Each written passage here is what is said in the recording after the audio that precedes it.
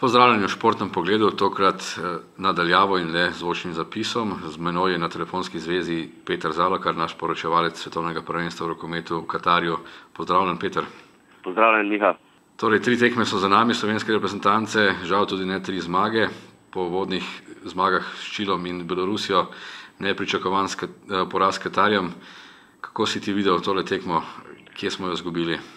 To tekmo smo izgubili že praktično v štartu, ker se je Katar z Rivero tako dobro pripravil na nas, da smo bili v šoku od začetka, kakor bi dobil v boksu en hud udarec, ki bi ga čutil do konca borbe. Tako da smo izgubili, zmeri smo bili korak v zadnji. Zmeri je Rivera predvideval, kaj bo naredil Denič in se dobro pripravil, zmeri je prav reagiral, mi smo sprejemali napačne odločitve in tekmo dokaj zanesljivo v bistvu izgubili.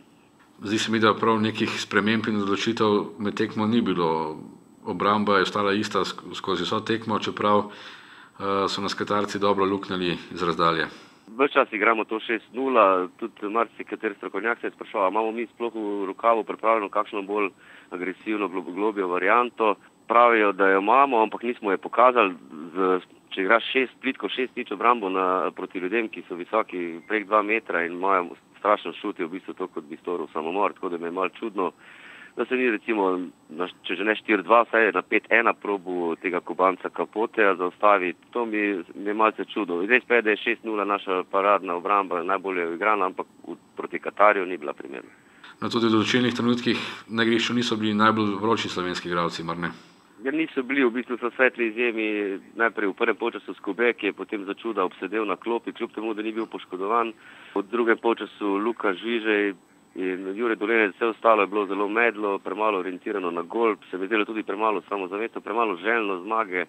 Nekako se mi zdi, da so se kar sprijaznili s tem, da mogoče ne bodo še tretji zmagali igralci. Poraz sicer ni tragičen, napredovanje v osmino finala ni ogroženo, ampak vendarle, kako vidiš posledice tega poraza in kako naprej?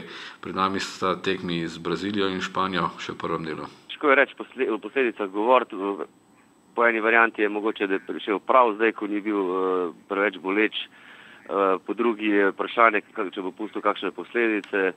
Verjamem, da bo reprezentanca vendarle ostala enotna, da bo premagala to Brazilijo, ker v drugačnem primeru se nas zgodi, da zasedemo 4. mesto, kar pa pomeni Hrvaško v osmini finala. Težko verjamem, da je tale Slovenija že v tem trenutku sposobna premagati Hrvate. No, ampak vendarle Brazilija bi morala pasti, ne?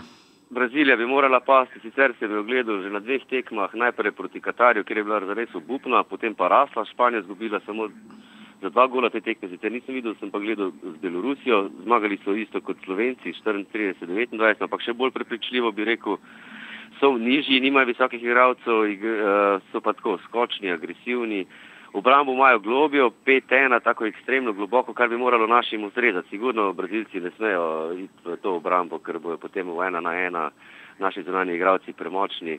Upajmo samo, da bomo na njihovo presenečenje tudi mi dobro pripravljeni. Kaj pa Španci, še nikoli jih nismo gnali, jih lahko zdaj? Ja, težko je reči, zdaj se vrača Cehte, ravno prišla informacija, da Cehte prihaja, potem dobimo neko širino v napadu, neko novo dimenzijo.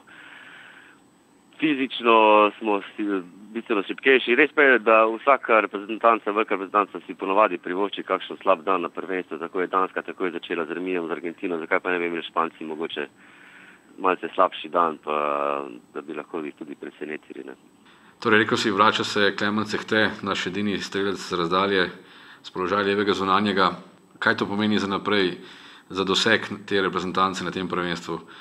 Ja, malce smešno se sliši, da vsi čakamo tega Cehteta, ki ga prej 4 leta nihče ni hotel niti blizu reprezentance videti, ampak kot pravijo, hodiš, vsiliš muhe žre in Cehte je pač tip igralca, ki lahko skoči visoko, lahko sproži dober strel in s tem, zaradi tega se mora obramba pomakniti naprej.